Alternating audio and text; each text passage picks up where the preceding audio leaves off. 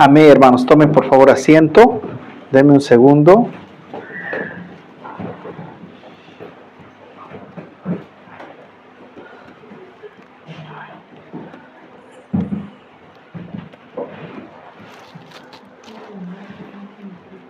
Amén, hermanos.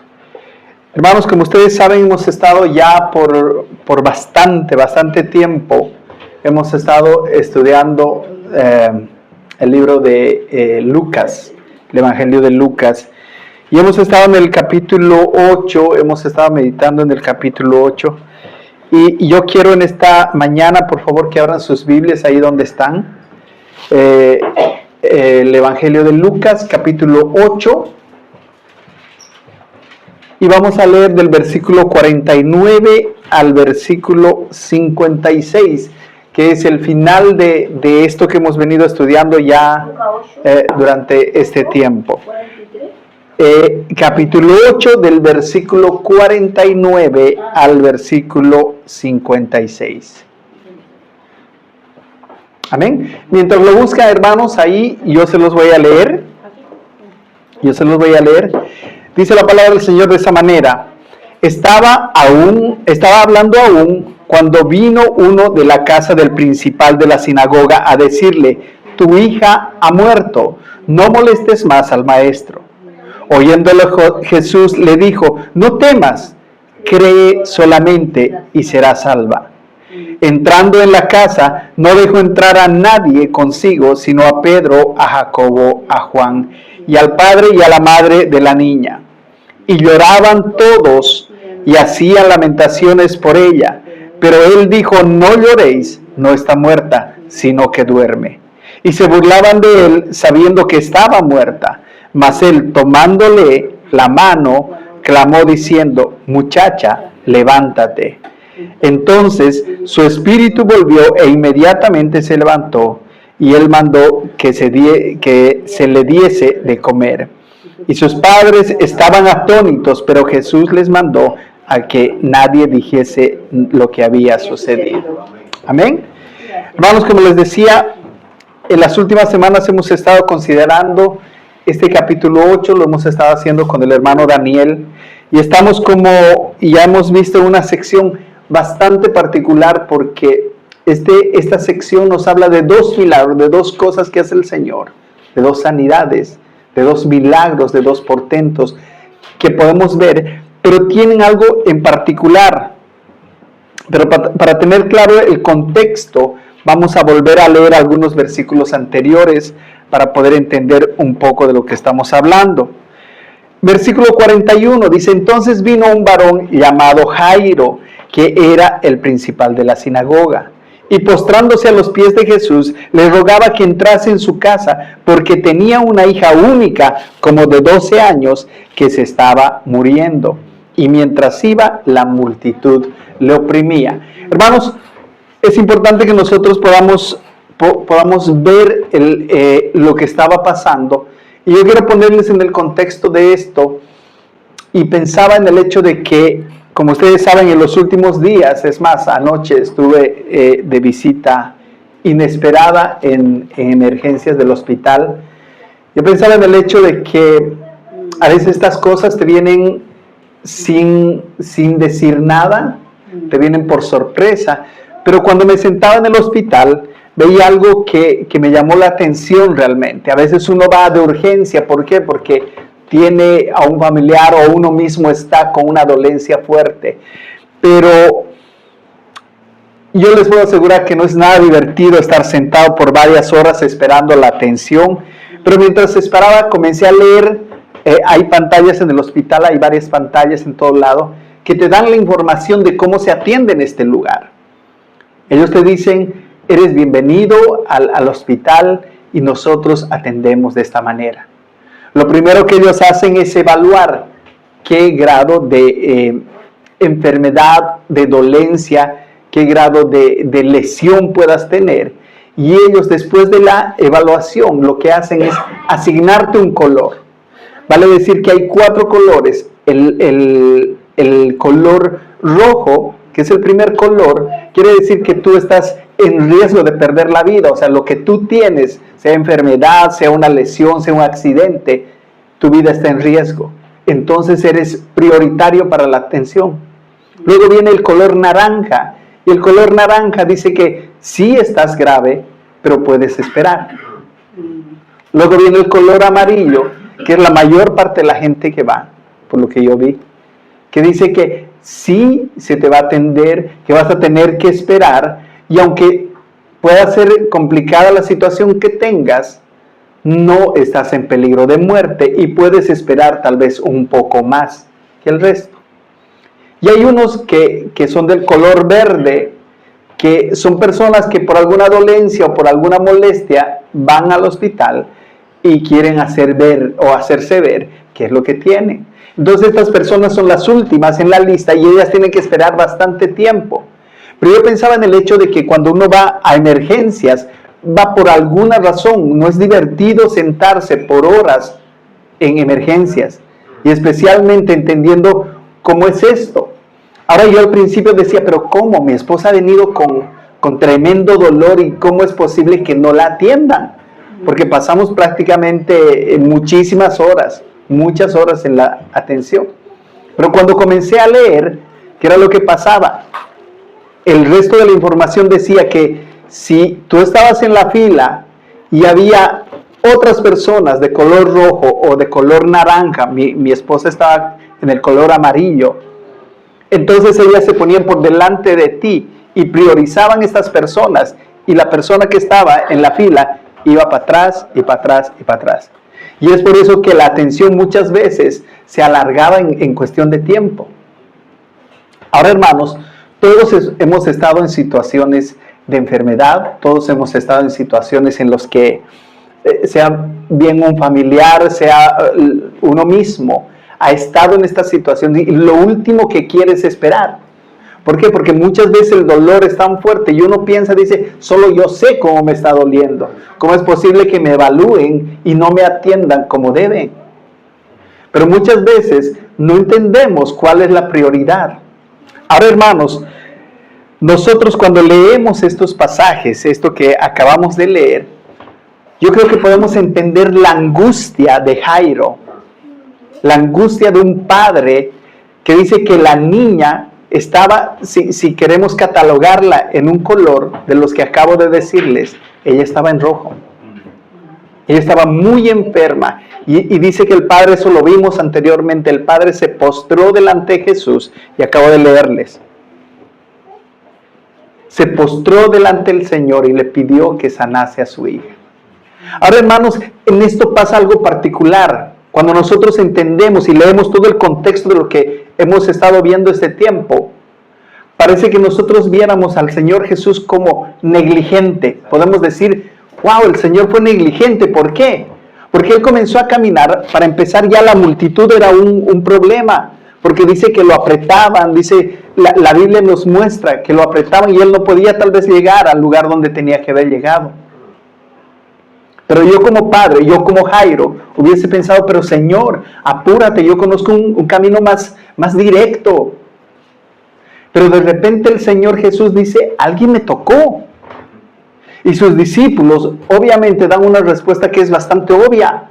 Señor, ¿cómo nos preguntas esto? Si todo el mundo te está apretando, todo el mundo te está tocando. Y el Señor Jesús les explica, es que salió poder de mí.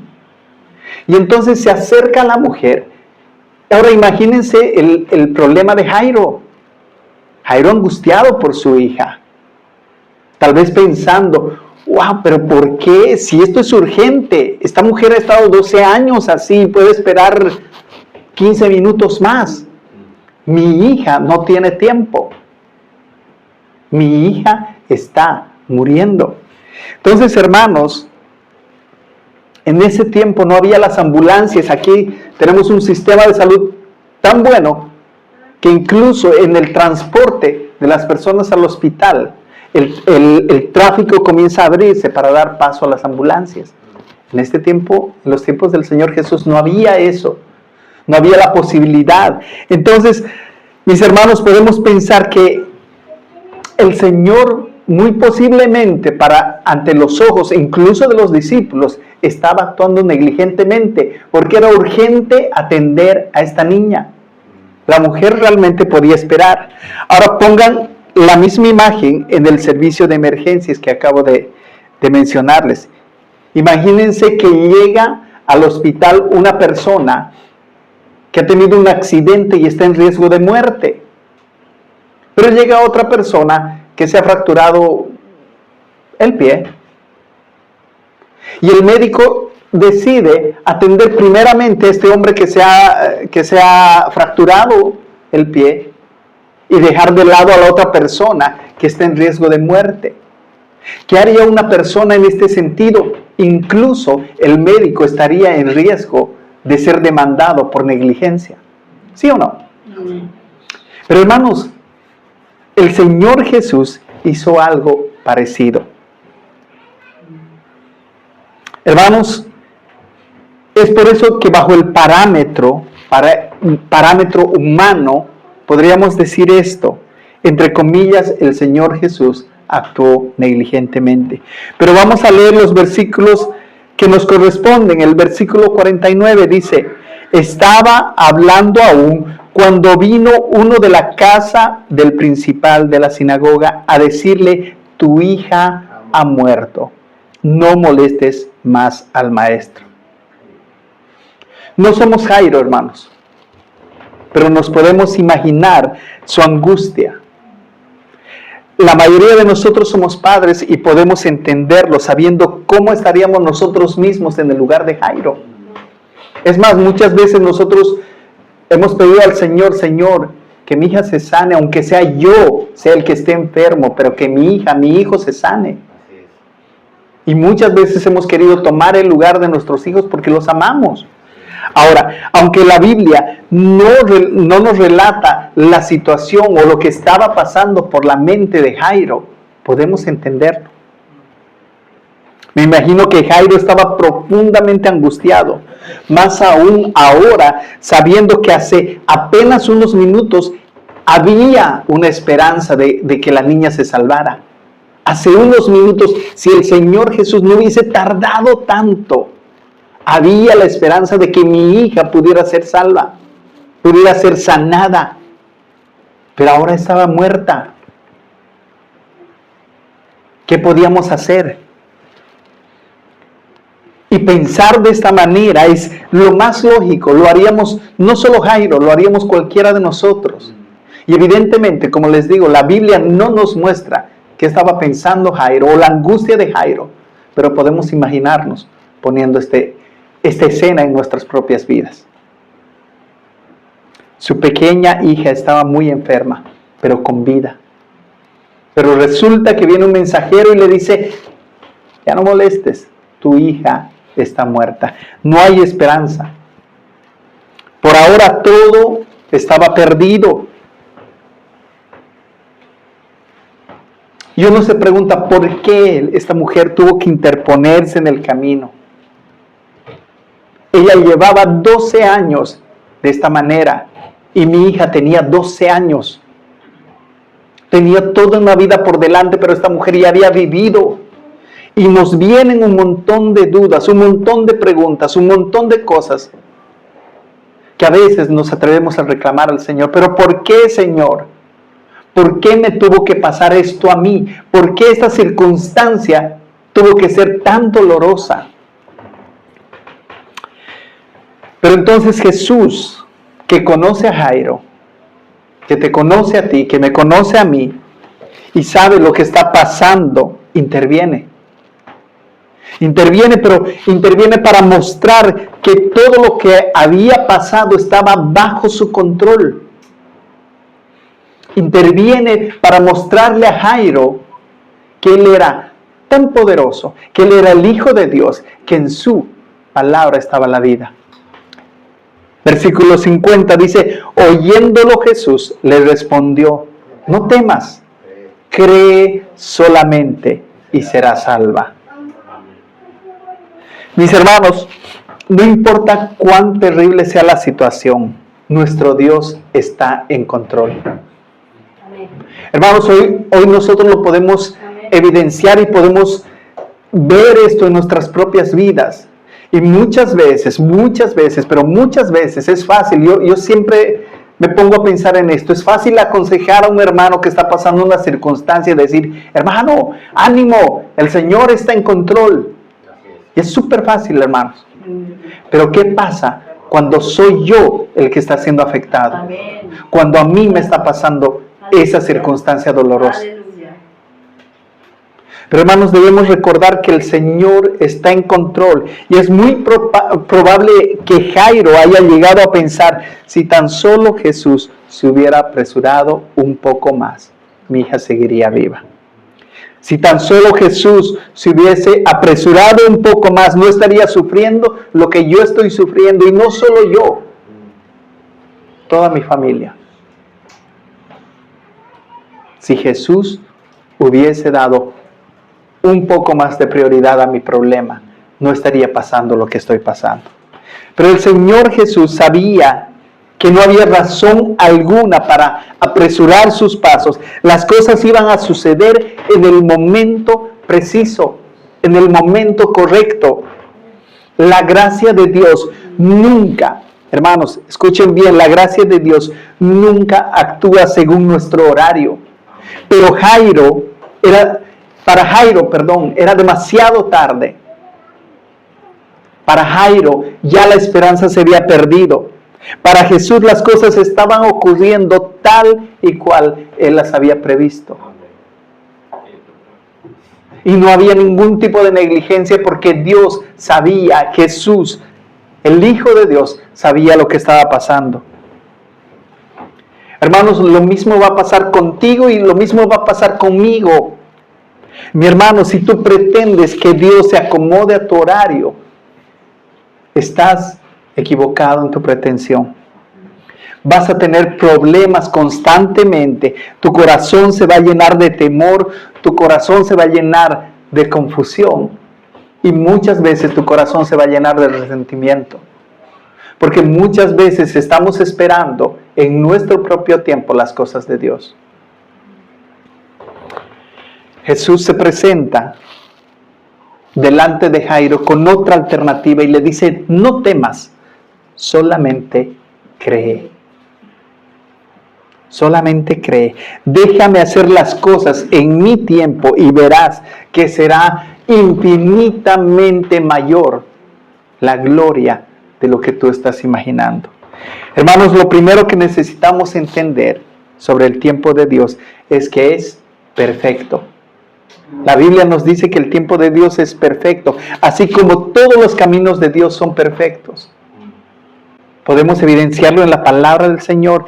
De hecho, desde antes de nuestro nacimiento hasta el momento en que nosotros demos nuestro último aliento acá en la tierra, nuestro Dios es soberano. Nuestro Dios soberano y está cumpliendo sus propósitos divinos en nuestras vidas. A veces decimos, uy, qué mala suerte que el hermano Daniel se haya caído. Hermanos, nosotros no andamos por suerte. Andamos por fe. Andamos por fe. Andamos sabiendo que Dios en sus propósitos nos dice, mas a todos los que aman a Dios, todas las cosas les ayudan a bien. Y hermanos, en nuestra oración, en vez de decir, ¿por qué, Señor? ¿Por qué a mí? ¿Por qué me está pasando esta situación? Debemos cambiar nuestra oración y decir, Señor, ¿para qué estás mandándome esta prueba? ¿Para qué estás haciendo esto en mi vida? ¿Para qué estás haciendo esto en mi familia? ¿Para qué estás haciendo esto en mi hogar? ¿Qué quieres mostrarme? Muy posiblemente quiero hacer las cosas a mi propia manera. Muy probablemente estoy esperando cosas que el Señor nunca me ha prometido. Hermanos, Él está en completo control de todo y de todos, desde la eternidad hasta la eternidad, dice la palabra del Señor. Tú eres Dios. No temas, cree solamente. La fe no es algo para los domingos, la fe no es algo para compartir el evangelio con los amigos, La fe no es para los fines de semana o para los días en los que yo me siento bien. Nuestra convicción sobre la realidad nunca debe quedarse en ideas. La fe es algo práctico que todos los días debo llevar a cabo. Todos los días. Y hoy día hablábamos de la fe. Y el hermano Alexis decía algo que los discípulos mismos pedían. Aumentanos la fe. Que nosotros podamos solamente creer. Que nosotros podamos creer en que tiene Él el control y no nosotros. Que Él ha dispuesto todas las cosas como deben de ser. Que Él es soberano sobre todo. Aún en la enfermedad, aún en el dolor, aún en la prueba. Aún en lo que yo no entiendo. La creencia en Dios, lo que nosotros llamamos fe, se basa en la creencia genuina en Dios, en la personalidad de Dios, en la persona de Dios. No en lo que yo declaro con mi boca o lo que yo pretendo pedir. Aunque mucha gente cree en Dios, que Dios existe y quiere servirse, el Dios que adoran está diseñado a su propia conveniencia. Podemos tomar a Dios como un Dios de amor. Por supuesto que Dios es amoroso. Pero no nos gusta pensar en que Él está airado en contra del pecado. O en que Él es justo. Y en esa justicia dice que no pasará por inocente al culpable. Nosotros confiamos en un Dios todopoderoso que va a hacer las cosas a su manera. Cada vez que nosotros decimos que tenemos fe en Dios, debemos considerar qué tipo de fe tenemos.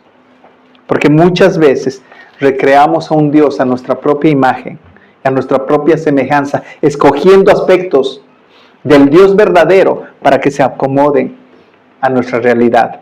Pueden creer que Él es amor, que es un concepto bíblico, aunque pueden interpretarlo a su propia manera, incluso en el amor. Para algunos Dios es un abuelito cariñoso que está dispuesto a darnos todas las cosas que le pidamos. Creer en un Dios de nuestra propia creación es una fe inútil. Y es por eso que se nos llama a creer en Dios. Se nos llama. Si nuestra creencia se ajusta a la realidad, debemos creer en Dios como Él ha sido revelado en su propia palabra.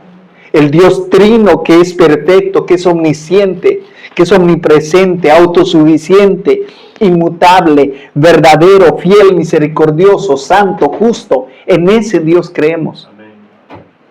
No es un Dios que podemos seleccionar qué creer y qué no. Y es por eso que cuando nosotros sabemos quién es Dios, podemos descansar en Él, sabiendo que Él tiene el control de todas las cosas. Hermanos, en nuestro pasaje no se menciona alguna respuesta de Jairo, pero por todo lo que sigue podemos deducir, podemos entender perfectamente que él entendió que había esperanza todavía. No temas, solamente cree.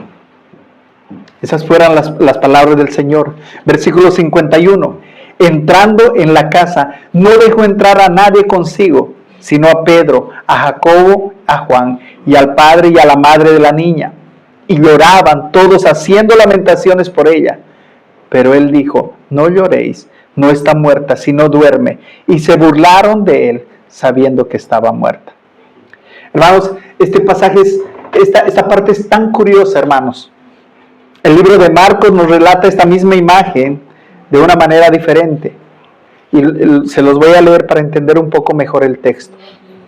Y entrando les dijo, ¿por qué hacéis alboroto y lloráis? La niña no está muerta, sino que está dormida. Y se burlaban de él, pero él, echando fuera a todos, tomó consigo al padre, a la madre de la niña y a los que estaban con él, es decir, Pedro, Juan y Jacobo, y entró donde estaba la niña. Ahora estos versículos nos hablan algo curioso, les decía, ¿por qué? Porque en el tiempo de Jesús, ¿qué se hacía? en los velorios, en los funerales, se contrataba mujeres que se llamaban plañideras, que eran mujeres que lloraban. Ahora, yo me acuerdo, no estoy seguro, yo me acuerdo que en muchos países también pasaba esto. Es lo mismo en la fiesta de Todos los Santos allá en mi país, que hay mucha gente que llora y canta canciones por los muertos que se han ido. Pero en los tiempos de Jesús esto era algo típico y dependía mucho del poder económico de la persona. Ahora dice que el Señor Jesús dice que había un alboroto, o sea, la palabra del Señor nos dice que había un alboroto ahí. Y uno pensaría, pero pobre gente, estaba llorando por la niña que había muerto. Pero estas mismas personas que habían sido contratadas para llorar, dice que había músicos también, habían sido contratados para llorar. Cuando escucharon las palabras del Señor Jesús, cuando dijo, la niña no está muerta, calmen este alboroto porque la niña no está muerta. Inmediatamente aquellos que estaban llorando comenzaron a burlarse del Señor Jesús. Comenzaron a decir, ¿qué sabe? Nosotros la hemos visto, está muerta. Nosotros conocemos, nosotros somos expertos, expertas llorando en funerales y sabemos cuando alguien está muerto. Hermanos, Jairo, por lo que sabemos, era un hombre de buena posición económica, así que me imagino que había mucha gente. Pero algo más curioso, hermanos, es como a veces la gente mira estas cosas y no las entiende. Y es por eso que el Señor Jesús dice, fuera todos. Y Marcos nos dice que simplemente se quedaron los discípulos, la madre y el padre de la niña. Hermanos, y allí ocurrió algo extraordinario. Fue una extraordinaria mezcla de poder, de compasión y de ternura. Dice, mas él, tomándola de la mano, clamó diciendo, muchacha, levántate. Ahora, mis hermanos, no solo pensemos en la maravilla de una resurrección, pues esto va más allá de un milagro. Nosotros tendemos a entender esto a la luz del contexto de la ley ceremonial. Hermanos, cuando nosotros vemos estos dos pasajes, el Señor Jesús se relacionó con una mujer que ceremonialmente estaba impura.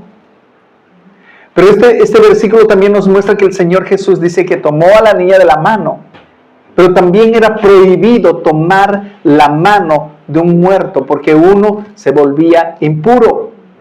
O sea, ceremonialmente el Señor Jesús había roto dos reglas que eran importantes para el pueblo de Israel, para los judíos de ese tiempo. Y otra vez quiero apelar al Evangelio de Marcos, porque yo les decía que esta no es simplemente una historia donde vemos milagros, vemos la ternura de nuestro Señor Jesús. Dice Marcos, tomando la mano de la niña le dijo, Talita cumi, que traducido es niña, a ti te digo, levántate. Ahora, hermanos, aunque en nuestras Biblias se traduce niña, esta palabra está en diminutivo y se puede traducir como mi amor, cariño. Levántate. Hermanos, Dios, el Dios de amor, el Dios que es en esencia amor, estaba mostrando un amor por esta niña. Así como un padre. Imagínense cuando yo hago levantar a mis hijas, que a veces me cuesta, especialmente a la chiquita. Entro y le digo, ya mi amor, levántate. No le digo cariño, pero ya la segunda ya yo me comienzo a enojar. Hija, levántate. La tercera, levántate. Me cambia. Pero el Señor Jesús se acercó con tanta ternura a esta niña y le dijo, cariño, levántate. Y hermanos, de la misma manera en la que nosotros podemos escuchar la voz de Dios, con ese amor, con esa ternura. 55. Entonces su espíritu volvió e inmediatamente se levantó y él mandó que se le diese de comer. Y sus padres estaban atónitos, pero Jesús les mandó que no dijesen nada de lo que había sucedido. Hermanos, este detalle es impresionante, porque el Señor la levantó, pero se nota que la sanó totalmente, porque uno que se levanta de la enfermedad comienza a comer de a poco, comienza a alimentarse de a poco, pero dice, denle de comer, denle de comer. Hermanos, el Señor restauró completamente, de manera que se levantó la niña con todo el vigor y con toda la plenitud de una niña de 12 años. Y muy posiblemente, a mí me gusta imaginar, muy posiblemente la niña, sin saber lo que había pasado, se levantó y dijo, tengo hambre, tengo hambre, denle de comer. Como podemos apreciar, hermanos, la obra de nuestro Señor Jesús fue completa. Él se tardó en un propósito de amor, en un propósito para mostrar quién era a Jairo y a su familia. Porque al final de cuentas, Él le dio mucho más de lo que Él había pedido. Él fue con la esperanza de que su hija fuera sanada. Pero cuando ella murió, dice que el Señor la resucitó. El Señor aprovechó una tragedia para revelarse a Jairo más ampliamente, para fortalecer su fe y para mostrarle quién era, para que él pudiera ver que la paciencia había tenido su fruto, para saber que el Señor tenía el control de todas las cosas. Mis hermanos, confiar en Dios es aceptar con gozo que Él tiene el control y no nosotros. Que su forma de hacer las cosas es infinitamente superior a la nuestra. Muchas veces las cosas no van a salir como nosotros queremos, pero Él en su sabiduría siempre hará lo que es mejor para nosotros. Siempre hará lo que es mejor para su gloria y para el bienestar de nosotros. Dice que nosotros, hermanos, estamos llamados a glorificar su nombre en cada instante. Y hermanos, las cosas a veces no salen como nosotros queremos. Yo me acordaba de Pablo, cuando Pablo le dice, Señor, pasa de mí, quítame este aguijón. Y el Señor le dice, no te voy a quitar, porque cuando tú estás débil, cuando tú estás dependiendo de esto, tú te haces más fuerte. Yo me hago más fuerte en ti, perdón. Bástate en mi gracia. Esas fueron las palabras del Señor. Pablo, no me pidas más.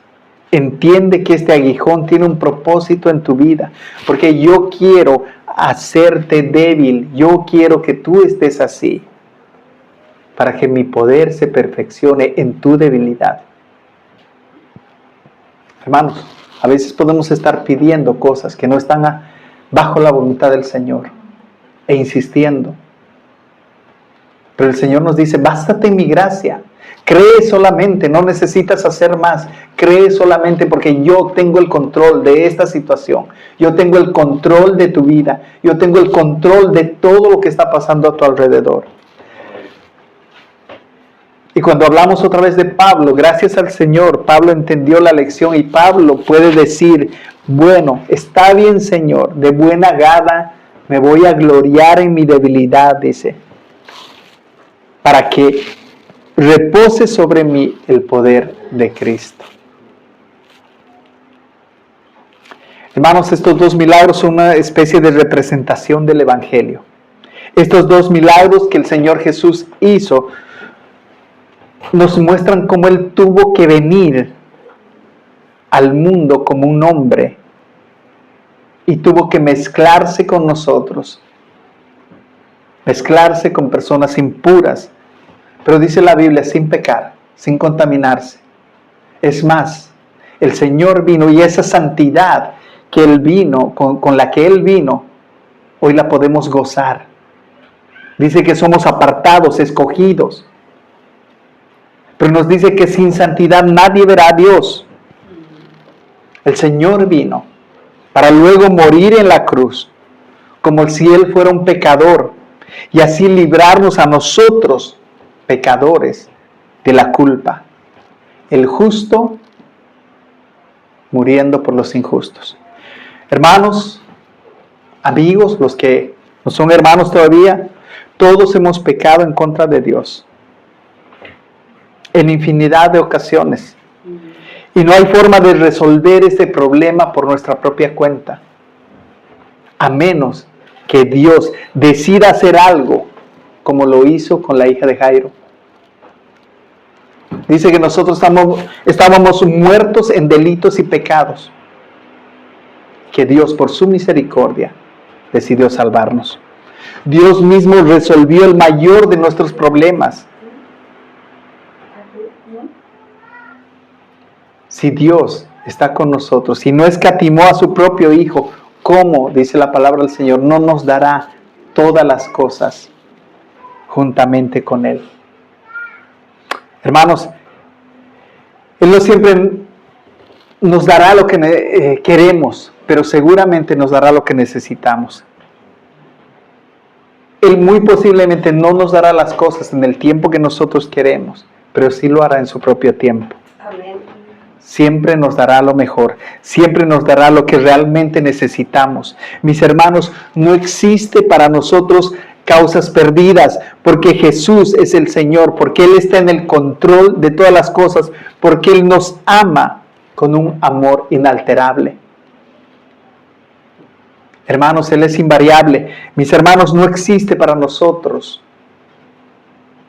el poder dudar. No debería existir el poder dudar sabiendo que dice su palabra. Porque Él es un Salvador, dice todopoderoso. Porque Él es un Salvador compasivo. Porque Él es un Salvador tierno. Hermanos, todos los domingos nos reunimos acá para alabar y glorificar el nombre del Señor.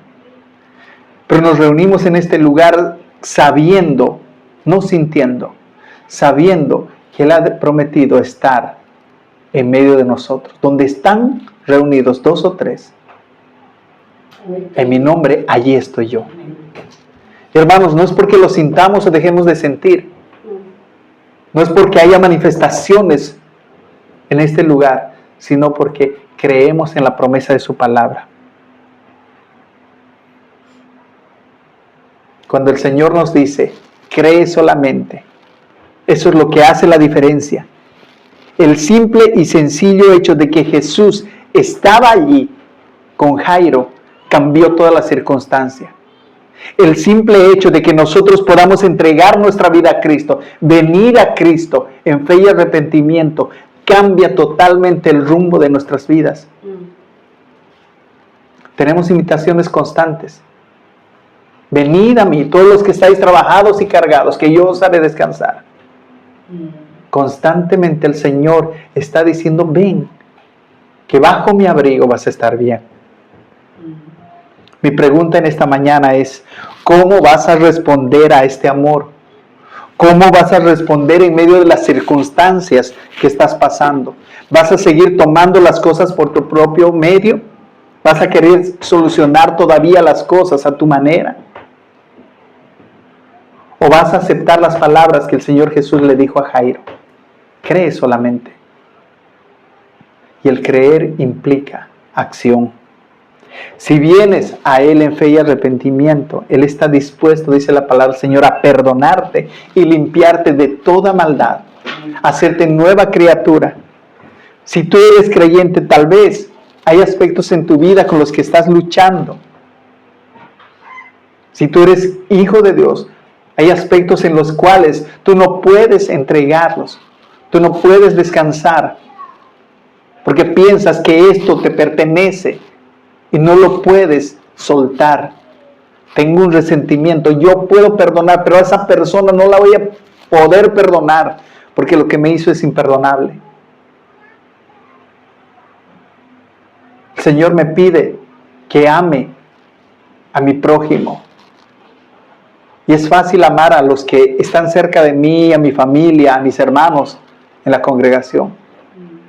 Lo difícil es amar a aquella persona que no es tan amable, a aquella persona que te hace la vida imposible en el trabajo, aquella persona que te ha hecho tanto daño. ¿Cómo quieres obrar? Tal vez hemos acusado a Dios de negligencia.